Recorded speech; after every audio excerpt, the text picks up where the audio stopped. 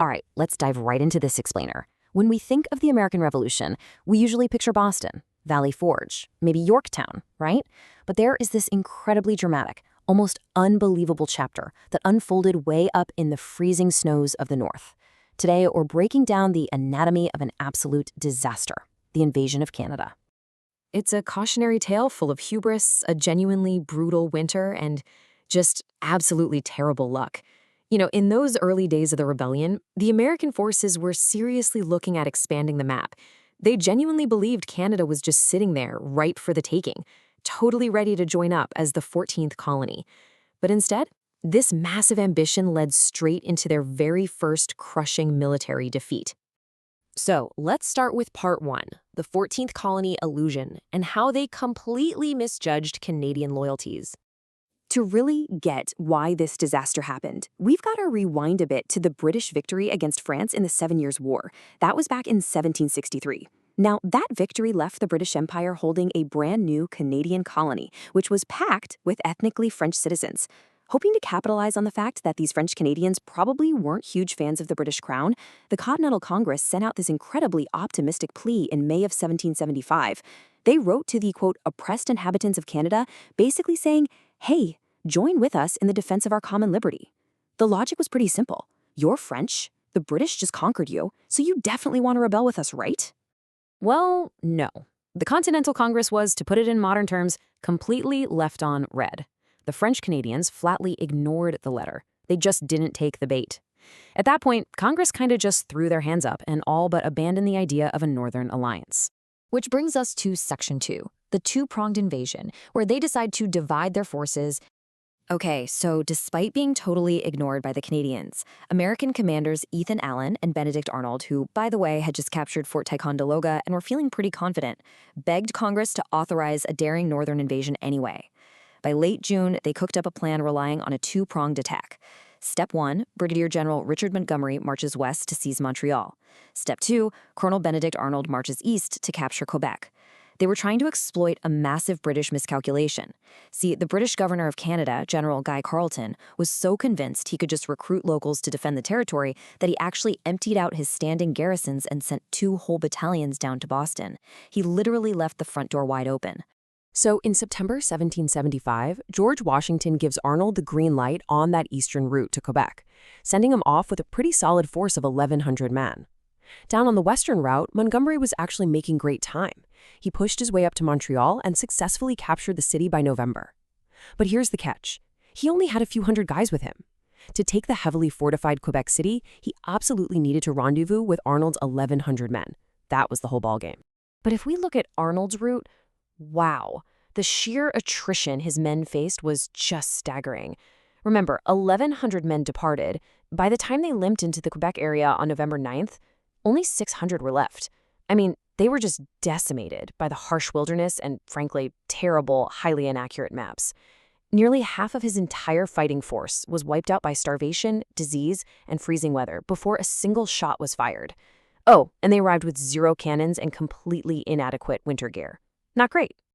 Moving into Section 3, we have a ticking winter clock and a rapidly shrinking window of opportunity. Montgomery finally shows up on December 2nd with his 300 fresh troops and some much-needed supplies. But an unforgiving countdown had already started. They were staring down a well-rested British garrison of 1,800 men, and the pressure mounted incredibly fast. By December 10th, they realized their artillery is completely useless against Quebec's thick walls, and the ground was so frozen they couldn't even dig defensive trenches. Then, on December 27th, they try a sneak night attack, but a sudden break in the clouds lights up the sky, completely exposing them so they have to abort.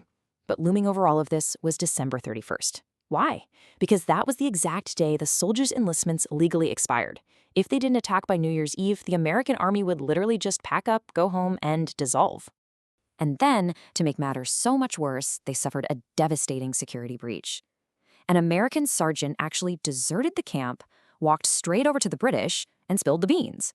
He revealed all of Montgomery's assault plans to General Carleton. So the one thing they had going for them, the element of surprise, was totally gone. This sets up Section 4, the Blizzard Assault, their desperate final charge. All right, so picture this. Their plans are leaked. They have literal hours left before the Army's contracts expire, and a massive blizzard rolls in on December 30th. This is it.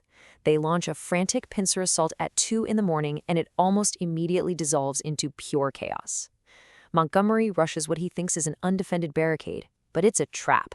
Hidden cannons suddenly open fire, Montgomery is hit by a grape shot and killed instantly, and his men just scatter. Meanwhile, Arnold's forces get discovered on the other side of town. Arnold leads a brave charge but takes a musket ball right to the leg, putting him completely out of the fight. With both commanders down, the surviving, freezing troops are suddenly taking orders from Captain Daniel Morgan. But here's the crazy part. Despite the blinding blizzard and losing top leadership, Captain Morgan actually pulls off a miracle.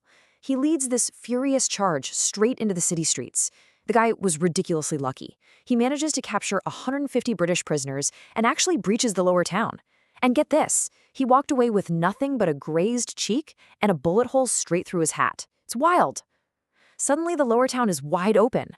Now here is the absolute turning point of the whole battle. Instead of pushing into the undefended city, Morgan's officers convince him to hit the brakes. They were terrified of overextension, advancing way too far beyond your backup and risking getting completely surrounded. They told Morgan, let's just hold here and wait for General Montgomery's forces to rendezvous with us. The heartbreaking dramatic irony here is that Morgan and his men were standing out there in the freezing cold, totally unaware that Montgomery was already lying dead in the snow on the complete opposite side of the city. That fatal 1-hour pause to wait for a ghost gave British General Carleton the exact breather he needed. Carleton rapidly repositions his men, swarming the walls surrounding the colonial forces. By the time Morgan finally realizes nobody is coming to help and orders a retreat, it's too late. The British had already closed the back door. He was completely trapped. At 9 a.m., surrounded and taking heavy fire from all sides, Morgan had no choice but to hand over his sword, surrendering himself and 430 of his men. Which leads us into Section 5, the disastrous aftermath, and taking a look at the butcher's bill. When the sun finally came up, that grand, optimistic dream of a 14th colony was permanently shattered. You can really see the terrifying scale of the defeat when you look at these violently lopsided numbers. The Americans lost 60 dead, 34 wounded, and over 400 captured. To put that in perspective, out of the small force they managed to bring to the walls, a massive chunk was just erased. And the British defenders, they lost just 5 men. 5. It was an absolute unequivocal tactical rout. The immediate aftermath was, frankly, just miserable. The wounded Benedict Arnold and his battered survivors somehow managed to hold out in a makeshift camp for the rest of that brutal winter, but they were starving, freezing, and completely out of morale. Any hope of spreading the revolution north had officially died with General Montgomery.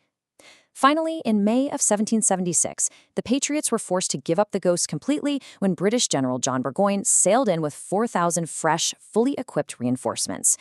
On June 18th, Benedict Arnold became the last American soldier to leave Canada, limping south in total defeat.